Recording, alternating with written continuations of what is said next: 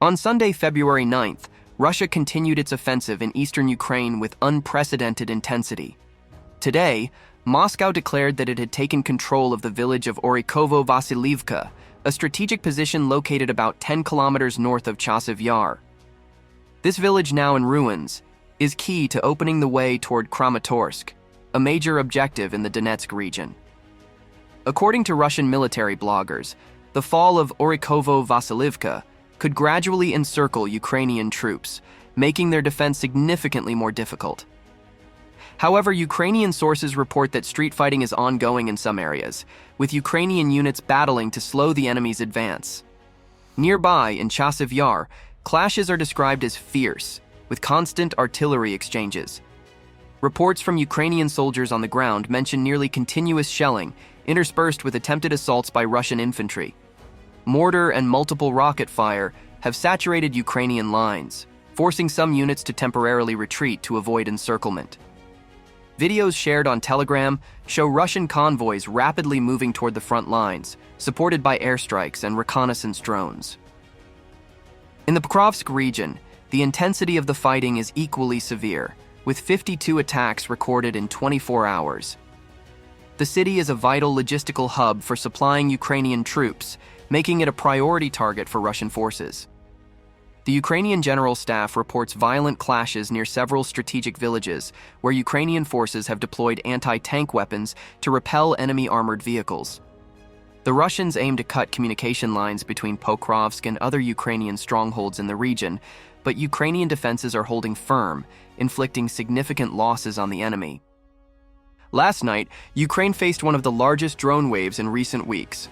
Moscow launched 151 drones, primarily Shahed models, targeting energy and military infrastructure across 6 Ukrainian regions, including Kyiv, Kharkiv, and Zaporizhzhia.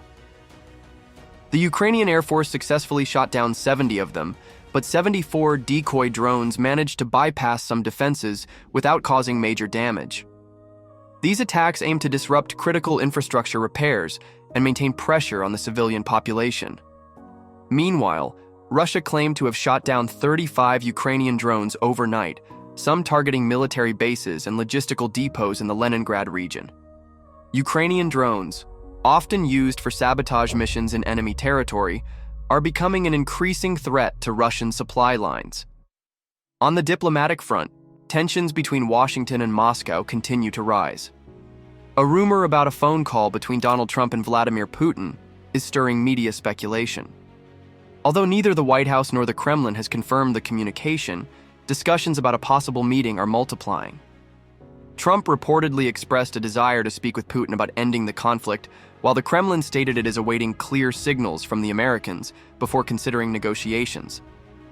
Meanwhile, Ukrainian President Volodymyr Zelensky has called on allies to invest massively in Ukraine's strategic resources, such as rare earth elements and critical metals.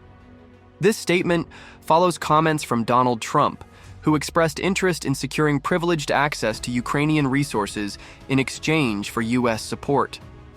Berlin, through Chancellor Olaf Scholz, strongly criticized this approach, denouncing it as a form of bargaining incompatible with the spirit of international solidarity.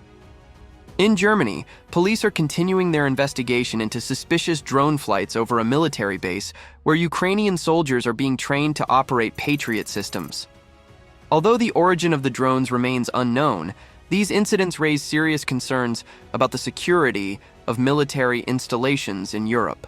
The Bundestag is currently finalizing a law authorizing the shooting down of suspicious drones. The events of February 9, 2025, highlight an escalation of fighting in eastern Ukraine, with significant losses on both sides. However, Ukrainian resistance remains strong, slowing Russian advances despite constant pressure. On the diplomatic front, discussions between Washington and Kyiv, along with tensions involving Moscow, could play a decisive role in the coming weeks.